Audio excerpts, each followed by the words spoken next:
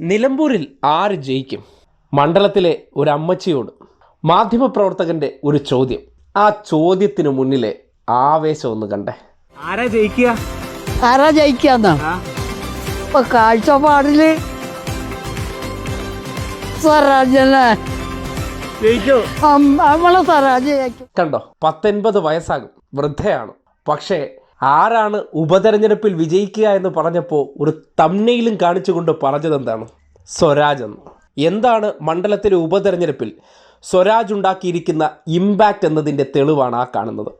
മണ്ഡലത്തിലെ സാധാരണക്കാരായ മനുഷ്യർക്കിടയിലുള്ള പൾസാണ് ആ ആവേശം, അല്ലേ? ഒന്ന് ശ്രദ്ധിച്ചേ. ആരാ ജയിക്കുക? ആരാ ജയിക്കാന്നാ? ഇപ്പൊ കാഴ്ചപ്പാടില് സ്വരാജ്യനെ ജയിക്കോ?